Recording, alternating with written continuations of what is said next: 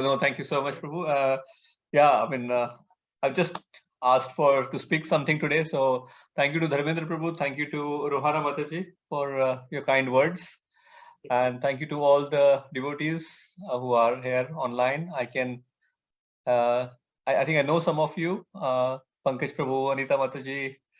I think some of you I know, some of you I don't. But please accept my humble obeisances. All good Srila Prabhupada. So thank you all for coming. And today, I think we are continuing on this learning Bhagavatam, which you all get together every week. And continuing from last week, I think we are doing chapter 6 from first canto, as Dharmendra Prabhu has asked me to speak. So I will just share my screen. And before that, we'll just invoke the blessings of spiritual masters. So I'll just start with Mangalacharan prayers, and then we will go through the chapter. Om Jnanatimirandasya Jnananjana Shalakaya Chakshurunmilitam Yena Tasmai Shri Gurave Namah Shri Chaitanya Manobhistam Sthapitam Yena Bhutale Swayam Rupa Kadamayam Dadati Swapadantikam Vandeham Shri Guru Shri Yuta Padakamalam Shri Gurun Vaishnavamscha Shri Rupam Sagrajatam Sahagana Raghunathanvitam Tam Sajivam Sadhavetam Savadhutam Parijana Sahitam Krishna Chaitanya Devam Shri Radha Krishna Padan Sahagana Lalita Shri Vishakhanvitamscha He Krishna Karuna Sindhu Deenabandho Jagatpate Gopesha Gopika Kanta Radha Kanta Namastute Tapta Kanchana Gaurangi Radhe Vrindavaneshwari Vrishabhanu Sute Devi Pranamami Hari Priye Panchakalpa Tarubhyascha Kripa Sindhu Bevacha Patitanam Pavnebhyo Vaishnavebhyo Namo Namah Jai Shri Krishna Chaitanya Prabhu Nityananda Shri Advaita Gadadhar Srivasadi Gaur Bhakta Vrinda Hare Krishna Krishna Krishna Hare Hare Hare Rama Rama Rama Hare Hare Mukam karoti vachalam pangum langayate girim yat kripatamaham vande Shri Gurun Dinatarinam Paramananda Madhavam Shri Chaitanya Ishwaram. Hare Krishna, everyone. Yeah, so I'll just share my screen. Let me just share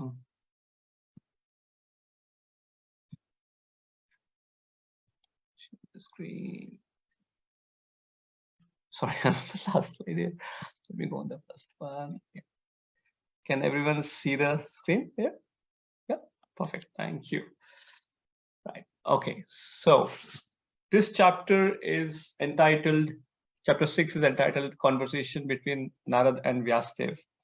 We are on first canto, and Srila Prabhupada mentions that first canto and second canto, they are actually the lotus feet of the Supreme Lord. So we should meditate on first and second canto as we are meditating on the lotus feet of the Lord. Whenever we go to take darshan of the deities, we start with the feet of the Lord, lotus feet of the Lord. And that's how Srimad Bhagavatam also, we have to always concentrate and meditate on these two cantos. That's how we can go deeper in our study of Srimad Bhagavatam and understand more about Lord and his devotees. So yeah, so basically what I thought is there are many ways we can read this chapter, but I thought we can just do it in this way. We can understand what is this conversation about, and then Vyasadev's inquiries, because what Vyasadev is going to inquire, and then what is the process of devotional activities, because when Vyasadev inquires, Narad Muni answers that what is the process of devotional activities. So I'd like to make it a bit interactive here. Let me just okay. So now the first question comes that what is the conversation about? Vyasadev and Narad Muni, they are going to have a conversation. So what is it going to be about? Now, before we do that, to know what is the conversation about, I think we need to take a step back and go to the previous chapter where it ended. So chapter 5, where Narad was giving instructions on Srimad Bhagavatam for Vyasadev. So anyone remembers who was here on chapter 5 last time, that what was Narad's instructions? What was finally Narad told to Vyasadev to do? This was the very, I can give you a clue. This was the very end of the chapter 5, where Narad gave some instructions to Vyasadev. Anyone remembers? Is that about Narada giving instruction to write about Krishna's the incarnation, all the life, various like life about Krishna or Supreme Personality of Godhead? Yes. Yes. Activities of Godhead, and so that's kind of instructions, if I remember correctly. That's right, Pankaj Prabhu. Absolutely, you're spot on, and that's what here we can see. Thank you, Pankaj Prabhu, for your answer. So here, if you see, this is the final verse where Narada is saying that, please, therefore, describe the Almighty Lord's activities, which you have learned by your vast knowledge of the Vedas, for that will satisfy the hankerings of great learned men, and at the same time mitigate the miseries of the masses of common people who are always suffering from material pangs. Indeed, there is no other way to get out of such miseries. So as you said, Pankaj Prabhu, yes. So he's saying that you describe the Almighty Lord's activities, because this way, and he has already learned this, Vyasadev is already knowledgeable, he has this understanding, he has this knowledge. So Narad wants him to describe this. Because he said that he was, same thing happened with him. He was endowed with the transcendental knowledge, and then with spiritual opulences, and then finally with the intimate loving service. That's how it went to. So it starts with the transcendental knowledge, and that's how he wants that everybody should know about the Lord's activities.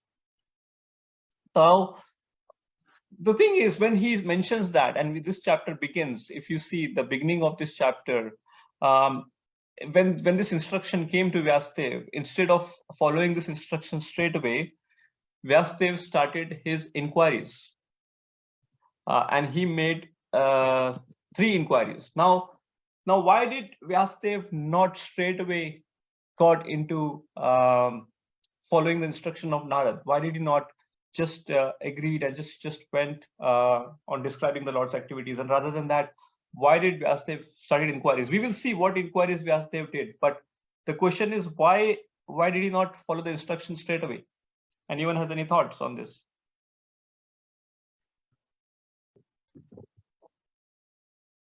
Yeah.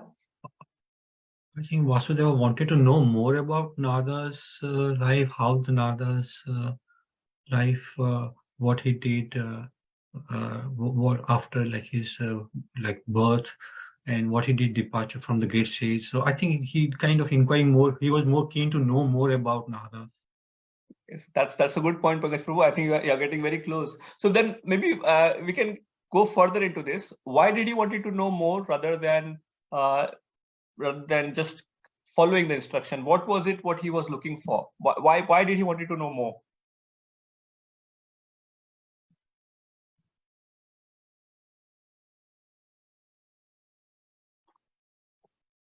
So okay, let's go on here. Before I go on that, so what Prabhupada has explained in the purport is that he wanted to follow in the footsteps of Narad Muni. So because it was Narad Muni is a spiritual master, he wanted to, as Pankaj Prabhu mentioned, he wanted to know more, and he wanted to follow in his footsteps. But also, if you see, when he wants to know about Lord's activities are also with Lord's devotees, which was Narad Muni in this instance, because when he wanted to know more from Narad Muni, he would know about Lord and Narad Muni's activities. And also this way, he wanted to glorify the pure devotee of the Lord. Because when we know more about Narad Muni's life and Narad Muni's pastimes with the Lord, we will realize and we will appreciate the purity of that personality. And if you see, similarly, we have similar experience when we read Srila Prabhupada's Lilamrita, and we see in Prabhupada's life how Krishna has been helping him, and Krishna has been there for him. We appreciate so much that what Prabhupada has gone through, So that's why by knowing about a pure devotee's life, a pure devotee's activity, we are also glorifying the pure devotee, and we are also glorifying the Lord's activities, because it's Lord is personally present in a pure devotee's life. So Lord's divine hand is personally there at every step. So Vyasadeva, this way Vyasadeva wanted to glorify the Lord, and Vyasadeva also wanted to glorify the pure devotee of the Lord. Yeah? Okay. So now, when we are going through Vyasadev's inquiries, Vyasadeva had actually, if you see in the chapter, he had 3 inquiries basically, mainly, and there are 3 verses on this. So first he inquired is, anyone wants to read this? Can read this? The verse, the translation?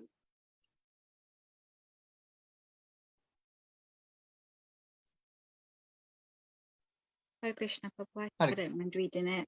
Please, yeah, thank you.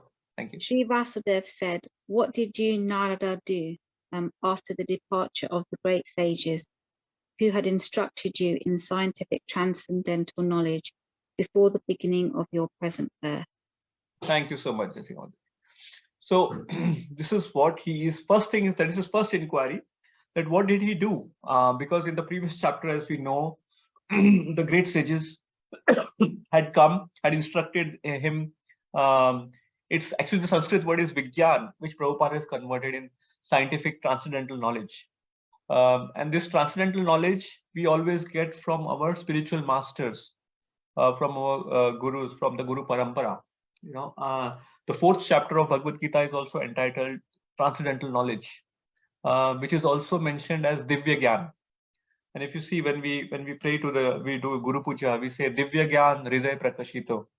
So that Divya Gyan is given in the heart of the disciple through spiritual masters. So these great sages acted as spiritual masters for Narada, and that's how now he's asking that what did he do? Because once they left, he doesn't know, because Narad Muni has not mentioned in the previous chapter about this. So he wants to know that.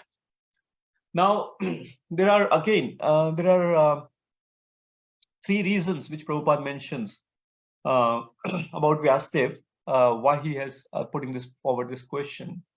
So he was anxious to hear what Narada did after initiation from the spiritual master. Now, this is a very important point. You know, I mean, we can see from here that initiation, it means the beginning. You know, as we all know, and initiation doesn't mean the end all and be all.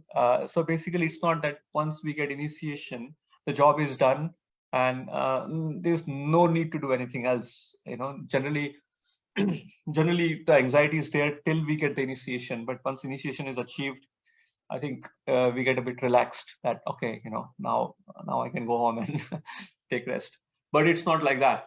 What the thing is, if you see here, that main thing is the real life starts after initiation. How we are getting involved, how we are getting engaged, what do we do with our spiritual life after initiation? It's not just a formality, it's not just a change of a name, but it is actually the commitment, it's actually the lifestyle, it's actually the meditation which we follow after initiation, how seriously, how sincerely we do. So Narada was anxious to hear what his spiritual master, Vyasadeva was anxious to hear what his spiritual master did after initiation from the spiritual masters, because he wants to follow the same way, as the next point says, that he wanted to follow in Narada's footsteps in order to attain to the same perfect stage of life. So he knew that Narada has achieved that perfection, and he wants to also do the same thing. Now, Prabhupada mentions one thing, that, you know, when we are saying following, we have to be careful, because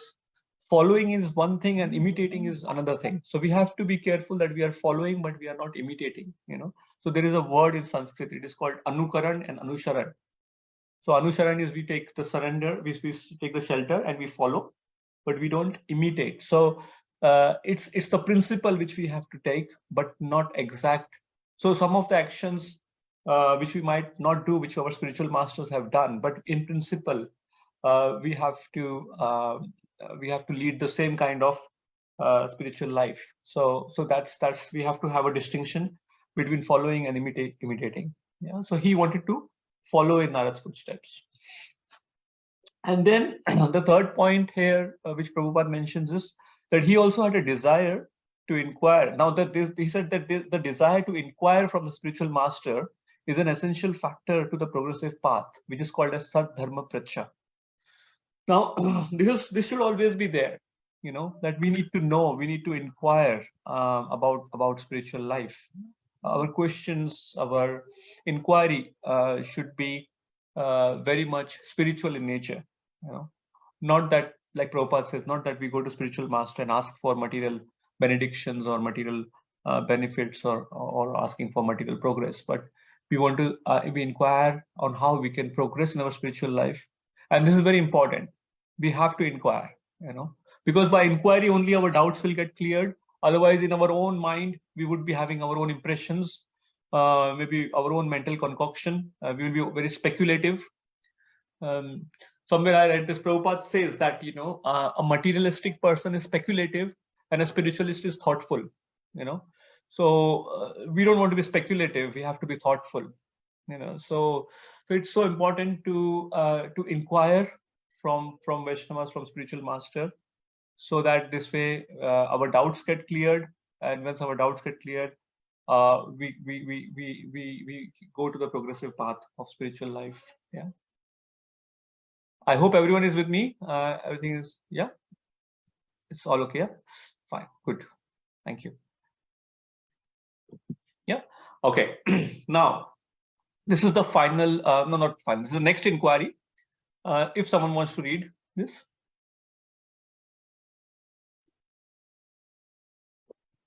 I can read, Prabhu. Thank you, Monika. Thank you. O son of Brahma, how did you pass your life after initiation, and how did you attain this body, having quit your old one in due course? Thank you. Thank you. So this is, yeah, you can carry on reading the purport if you like. Sorry, yes. Purport. Sri Narada Muni in his previous life was just an ordinary maidservant's son. So how he became so perfectly transformed into the spiritual body of eternal life, bliss and knowledge is certainly important. Sri Vasudev desired him to disclose the facts for everyone's satisfaction. Thank you so much. So yeah, so this is the next inquiry. He wants to know that how did he pass his life after initiation, and how did he attain this body? Because in the previous body, after in this birth, he got his transcendental body. So how did he attain this body when he quit his old one in the last life? So this is also an important question he wants to know, because he again wants to follow the same way that he also gets perfection. And not only that, as you see, says Sri Vasudev desired him to disclose the facts for everyone's satisfaction. Because when the spiritual knowledge has to be shared, spiritual knowledge has to be passed on to everyone, because that's how everyone will be free from the miseries of this materialistic life. And devotees are not miser when it comes to sharing, when it comes to preaching, so it has to be for everyone's satisfaction, because a devotee is called as para dukha dukhi.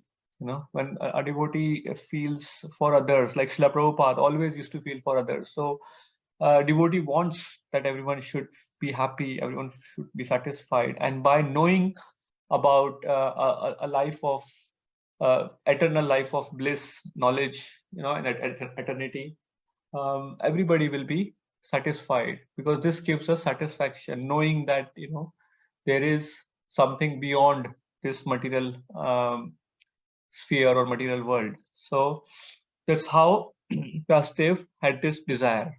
Yeah? Okay, let me go to the next one. Okay, now this is the final inquiry, third inquiry, if anyone wants to read. I can read, Prabhu. Yes, Deepak, thank you. Hare Krishna. Oh, great saint, time annihilates everything in due course. So how is it that this subject matter, which happened prior to this day of Brahma, is still fresh in your memory, undisturbed by time? Do you want me to read the purpose? Yes, you can, yeah. A spirit is not annihilated even after the annihilation of the material body. So also spiritual consciousness is not annihilated. Sri Narada developed this spiritual consciousness even when he had his material body in the previous kalpa. consciousness of the material body means spiritual consciousness expressed through the medium of material body. This consciousness is inferior, destructible, and perverted, but super consciousness of the supramind in the spiritual plane is as good as the spirit soul and is never annihilated. Hare Krishna. Right. Thank you, Deepak Prabhu. Thank you so much. Yeah. So this is the final inquiry, which is very important. Here, Vyasadeva is mentioning that time annihilates everything in due course, because as Krishna says in Bhagavad Gita, time I am, and time destroys everything. But then the question is, he's saying, how is it that this subject matter, which happened prior to this day of Brahma, is still fresh in your memory, undisturbed by time? Now, a day of Brahma, I'm sure most of you know about this. A day of Brahma is 1,000 cycles of 4 yugas. So each yuga, Satyuga, Treta Yuga, Dwapar Yuga, and Kali Yuga, these 4 yugas form one cycle, and then 1,000 cycles form one day of Brahma. That is also called as a kalpa, and which is about 4.3 trillion years. So the question he's asking is, how come that this happened so like a day of Brahma, and it is fresh in your memory? So that's also a very important point, that he is trying to emphasize that Narad Muni's memory, his consciousness, as Prabhupada mentions in this in the purport, that the spiritual consciousness is not annihilated. So whatever stays in our spiritual consciousness, and this was very much in Narad Muni's spiritual consciousness. So he developed this spiritual consciousness even when he had this material body. So it's possible to have spiritual consciousness even in a material body, and that's how it says consciousness of the material body means spiritual consciousness expressed through the medium of a material body. So that's how Krishna consciousness is so precious, so valuable, that time can destroy everything, but Krishna consciousness stays. Yeah. So what we will do is, once we go through this, we will also go through the further text of, if time permits, I would like to go through the further text of 6th chapter, because it's quite interesting what Prabhupada has mentioned. Let's see how it goes time-wise. Yeah. So, okay, let me go to the next one. Prabhu, can I ask you one question? Sure, Mataji, please. Yeah. So does that mean that everything we do in Krishna consciousness in this material body will be with us at the time of death, and obviously we carry that forward into the next body? 100%. That's a very, very good point, and that is absolutely true. Krishna mentions this in Bhagavad Gita, and it is absolutely true. Prabhupada has emphasized this point so many times, that whatever we do in Krishna consciousness, with all sincerity and with all our dedication, it goes into our spiritual bank account, in our spiritual credits, and in the next life we just continue from there. It stays there. It's not destroyed. There is no loss or there is no diminution in this process. So that's why Krishna consciousness is the only thing in our life which will stay with us. All other things which we are doing as our material duties, or whatever we are doing, it will all be gone. And that's why we should try and focus more on Krishna consciousness, because Krishna consciousness will take care of everything else. So yes, Monika Mataji, that's a very, very good point, and very a good question. So definitely. Thank you, Prabhu. Yeah, for clarifying. Thank you. Thank you. Hare Krishna. Jai Shri Krishna. Prabhuji, I just wanted to ask something also. Yeah. How does one know who their target audience is to listen to the words of Krishna? Because not everyone is conscious of the material world. And without sounding preachy, how do you know who is ready to hear what you're about to say, or to tell them? Yeah. I got your point. So the thing is, it's difficult that way to know, but then what you have to do is, we have to meet somewhere in between whoever we are preaching to, and it depends what kind of relationship we have with that person. It might be a person who could be completely new to Krishna consciousness, but if we have a relationship with that person, whatever we say, if we have a good relation, whatever we say, that person will hear us. and understand us. But there could be someone very advanced, but if we are not getting along with each other, even in Krishna consciousness it happens. There are two people who are in same like Krishna consciousness, but if we don't get along with each other, we won't listen to each other, right? I mean, it happens. It's a very basic thing. So I think it's more than preaching. I think it's more about having that relationship, having that being friendly to others, you know. So once we have that relationship, then it becomes very easy to give the message and to make things. It becomes easy to make them understand the things. But so the first thing is we have to have a relationship. Yeah. Okay. Jay, thank you very much. That's explained. Thank you. Right. Okay. So now, what Narad Muni is going to explain about right from beginning of his journey, which is from initiation up to the stage of transcendence, and that is called, as Prabhupada called it, as a process of devotional activities. So this is how the process of devotional activities goes through in a devotee's life. Yeah. So here Prabhupada mentions, if anyone would like to read this, feel free.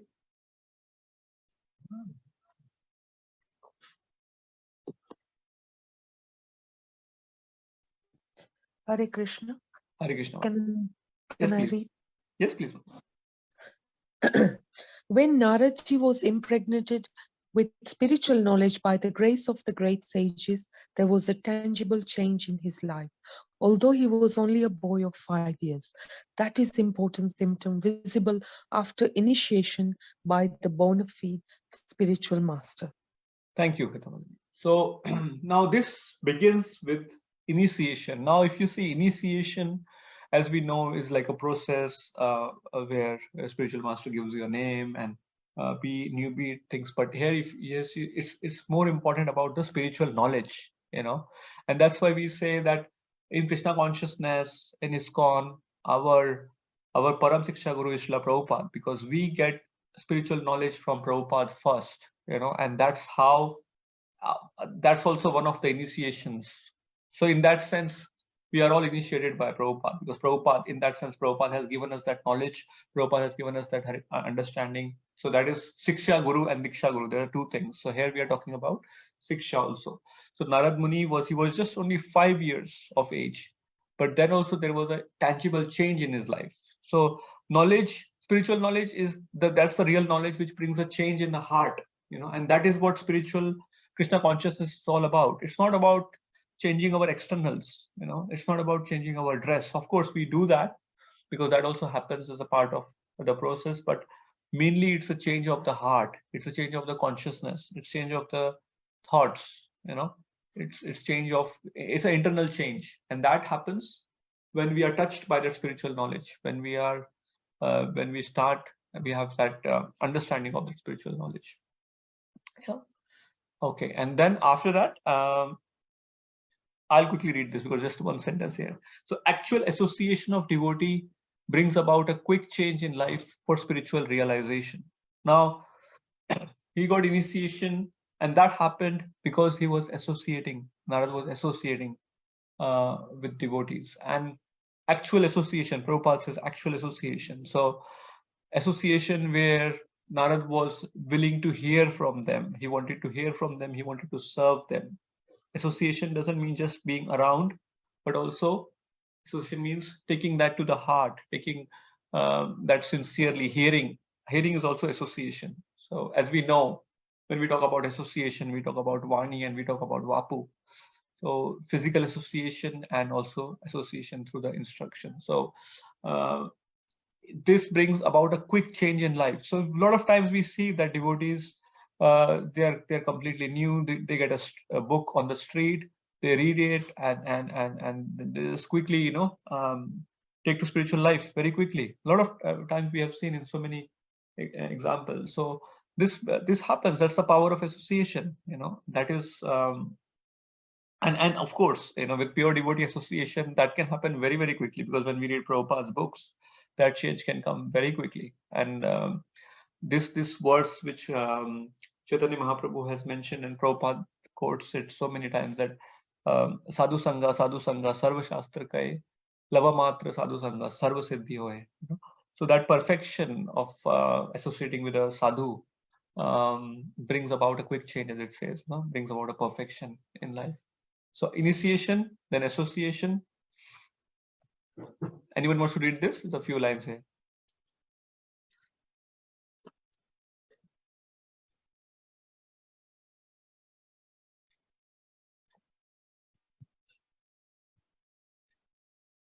I can read this here. Okay, thank you, Bhagavatam. Confidential devotees of the Lord see in every step a benedictory direction of the Lord. What is considered to be an odd or difficult moment in the mundane sense is accepted as special mercy of the Lord. Mundane prosperity is a kind of material fever, and by the grace of the Lord, the temperature of this material fever is gradually diminished, and spiritual health is obtained step by step. Mundane people misunderstand it. Yeah. So this is, thank you, Bhagavatam Prabhu. So this basically, before I go on that, Bhagavatam Prabhu, you raised your hand. So do you had any question or did you have? I raised your hand to read this. Sorry. Oh, okay, fine. Sorry, I saw this now. Okay, thank you, Prabhu. So that's fine. So basically, what happened is this particular purport Prabhupada is mentioning, because in Narad Muni's life, after this, the change happened when he was only 5 years old, and he only had his mother, and he was the only son or only offspring of his mother. So she was completely she had full affection for him, and he was also completely dependent on his mother. But she was not so much able to look after him, so she was not able to give him so much of protection because she herself was dependent. But what happened was one day, as it mentioned in the chapter, that she was one night when she went to milk the cow, she was bitten by a serpent, and she left the body at that point of time. And that was a very big calamity for Narad in his previous life, when he was like a 5-year-old boy who has nobody else in his life to look after. She was the only one. But then he took it in such a way that he just left in search of the Lord. So that's why Prabhupada is mentioning here that he said he took it as a special mercy of the Lord. Now, of course, Krishna only gives so much to anyone who can only take that to that level. So Krishna knew that he will be able to take it in that way, where he will take it as a special mercy of the Lord, because it's not possible for everyone to see that as a mercy of the Lord. Generally, in materialistic life, or generally in our lifestyle, mercy only comes. We only talk about mercy when we are talking about benefits. When we are talking about material progress, when we are talking about getting a better job or a better house or something better, we say that, okay, it's Krishna's mercy, that I got a job here. It's Krishna's mercy that I got this. But it's very, very rare that someone will say, that some difficulty has come in their life and they are saying it's a special mercy of the Lord. It's very, very rare and very difficult. And that can only happen if you see Prabhupada is mentioning the word confidential devotees. So confidential devotees of the Lord see in every step a benedictory direction of the Lord. So only confidential devotees can see that in every step. Otherwise, it becomes a discrimination. Sometimes life is good, sometimes life is not so good. Sometimes life is nice, sometimes life is not so nice. So that is generally how we look at things, because there is duality in material world. So we look at good, we look at bad, we look at profit, we look at loss. But for confidential devotees like Narada, he said, okay, this is a special mercy of the Lord for me to progress in my spiritual life, and I will just proceed on this path. And Prabhupada is mentioning that mundane prosperity is a kind of material fever. And by the grace of the Lord, the temperature of this material fever is gradually diminished, and spiritual health is obtained step by step.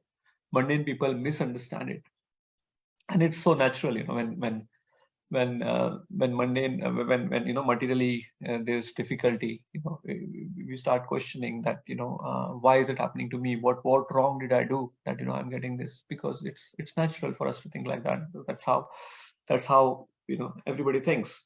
But it's for a spiritualist, for confidential devotees, they just see a benediction in every step, and they consider it a special mercy of the Lord. So first he got initiation, then association, and then he took this incident in his life as a special mercy of the Lord. Prabhuji, can I ask, is that the reason why, I mean, if we associate with duality and trying to see perspective in that, but are we clouded by emotions? Is that the real reason why we don't sometimes see the good in the bad? So we are clouded by, yes, we are clouded by emotion, but that emotion, the underlying thing is the lack of knowledge. Because we don't have a complete transcendental knowledge, we don't have access to that. We are not able to perceive through transcendental knowledge. We are not able to see through that. We have the transcendental vision beyond that duality. So that's why it's being clouded. That's why we are able to not go beyond the duality, that transcendence. But as we go through the knowledge, as we go through the blessings of the devotees, and we get that transcendental knowledge in our heart, slowly we are able to make progress, and we are able to see beyond that dualities, and at some point we can see that transcendence acting in our life. Okay, thank you. Yeah, thank you. you. Hare Krishna. Hare Krishna. Okay. And then the next thing is, someone wants to read this?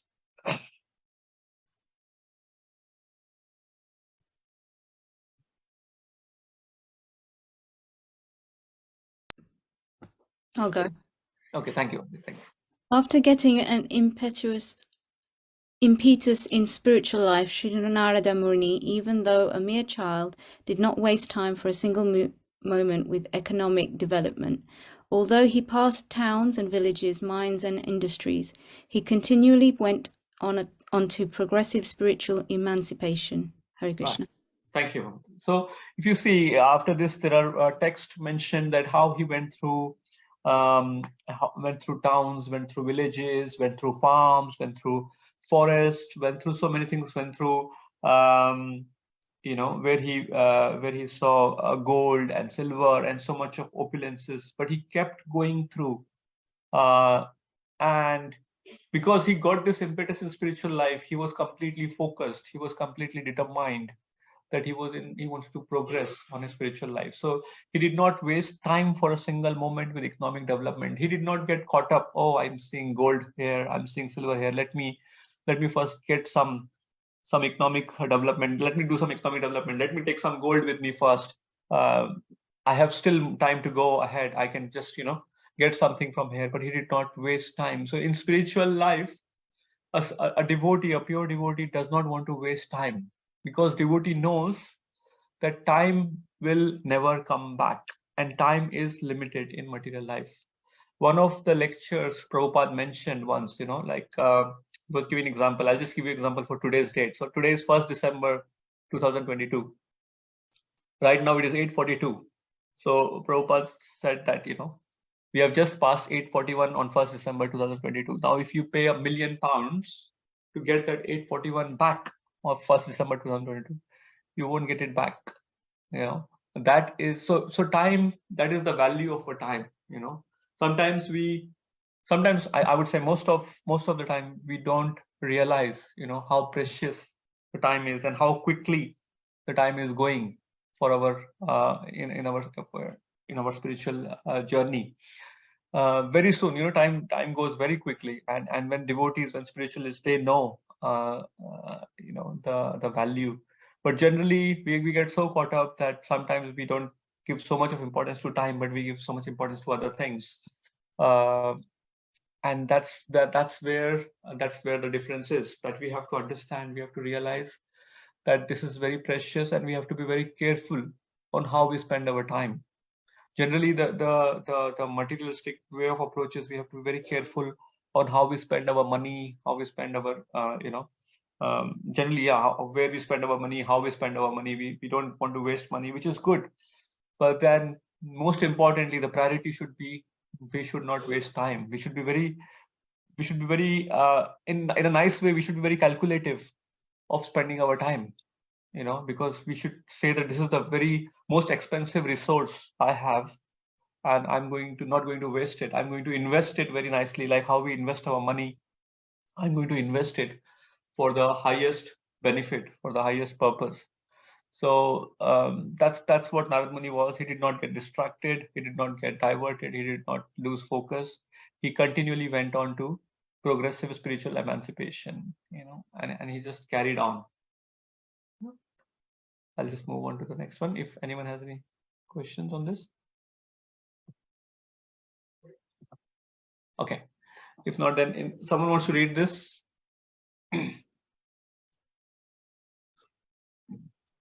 In this age, devotional service of hearing and repeating the holy glories of the Lord is strongly recommended, and one who takes the vow of renunciation of family life need not imitate the Parivrajaka like Narada or Lord Chaitanya, but may sit down at some holy place and devote his whole time and energy to hear and repeatedly chant the holy scriptures left by the great acharyas like the 6 Goswamis of Vrindavan. Thank you, Manaji. Thank you so much. So this is actually in continuation where Prabhupada is mentioning about how Narad Muni is a Parivrajaka, because what he was doing is he was also going through, when he was going through these towns and villages, he was also going through very dark and dangerous forests where there are snakes and jackals and owls and very deep and dark places which can be very scary for someone. So Prabhupada is mentioning further that one does not need to do that, but in this age, because it's this age of Kali Yuga, it's important is the devotional service of hearing and repeating the holy glories of the Lord is strongly recommended. That is what we should do. Shravanam and Kirtanam. This is the two basic process of devotional service. We should hear and we should chant and we should repeat the glories. So for our own benefit and for others' benefit as well. And we did not imitate, as I was mentioning before, that following is one thing and imitating is different. So we did not imitate like Narada or Lord Chaitanya, but we can devote our time and energy to hear and repeatedly chant the holy scriptures which we have got. We have Srila Prabhupada books. We can hear from Srila Prabhupada books. We can read Srila Prabhupada books. We can study Srila Prabhupada books. We can try to live Srila Prabhupada books.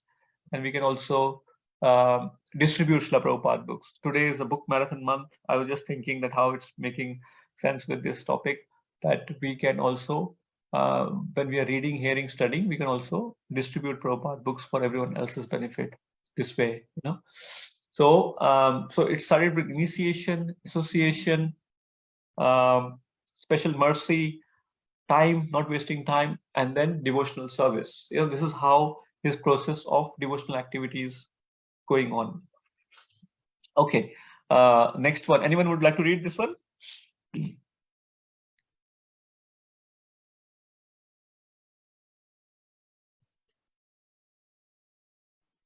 I will read this. Okay, sure. So, Hare Krishna. One should not meditate according to one's personal whims. One should know perfectly well from the authoritative sources of scriptures through the transparent medium of a bona fide spiritual master, and by proper use of one's trained intelligence for meditating upon the super soul dwelling within every living being. This consciousness is firmly developed by a devotee who has rendered loving service unto the Lord by carrying out the orders of the spiritual master. Sri Narada ji contacted bona fide spiritual masters, served them sincerely, and got enlightenment rightly. Thus he began to meditate. Hare Krishna. Thank you, Pankaj. Yeah. So again, now Prabhupada is very clearly saying that it should not be according to our own whims and fancies. The meditation, the spiritual life should not be like that. It should be from the authoritative source of scriptures through the transparent medium of a bona fide spiritual master.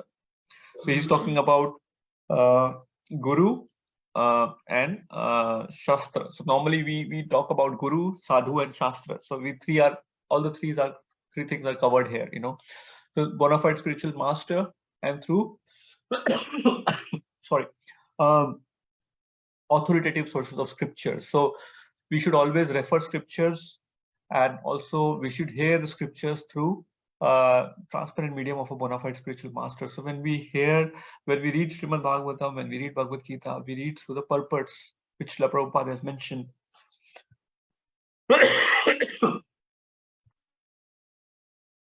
I'm sorry, I'm just a bad cough today. So, and then this is how we should meditate, and this is how we should, and this consciousness, as Prabhupada says, is firmly developed by a devotee who has rendered loving service unto the Lord by carrying out the orders of the spiritual master.